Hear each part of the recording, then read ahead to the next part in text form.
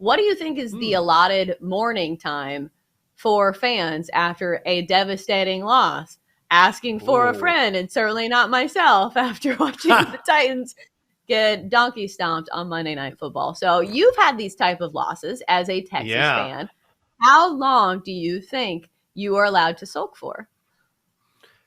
That is a really good question because I always hate these stories where, some dude, or I mean, it could be anybody, smashes his TV or he doesn't want to be talked to for like a week or something. And like, I can't be that guy. But I will say when Texas lost to Alabama, not even the loss, but when Quinn Ewers was knocked out of that game early, I was on my phone refreshing on my board, like private board, like what is happening here? What's going on? What's the insider news? I was losing my mind. I was getting upset.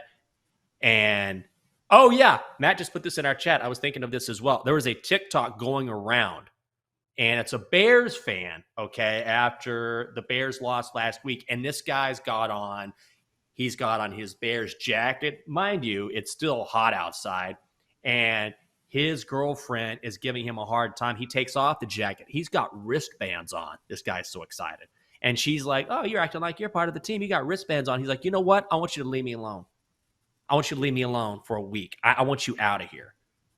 Just leave me alone. And she says something like, you care more about this team than you care about me. And he says something to the effect of, hey, we've been together for 2 months. This has been my team my whole life.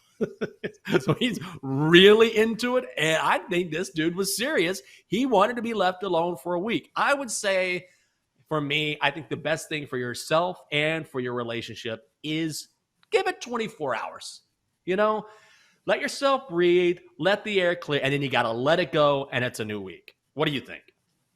Yeah, I think 24 hours or till the end of that night. And maybe the first thing when you wake up and you realize that that night actually happened. But a week is too Yes. long. Unless you lost the Super Bowl in heartbreaking fashion, which I might add, the Titans have done that before, where they came up 1 yard short of winning a Super Bowl against the Rams. But we won't talk about that. But a week is too long. I think that's longer than even guys on the team because at some point you've got to move on and prepare for the next week. And you ain't on the team, bro. You are not on the team. It has nothing to do with you. And I think the worst thing you can do in life is get upset over things that you can't control. And I know we're on a sports Yes. betting show and we will You're right. complain about our bets all the time. But bottom line, you have no control.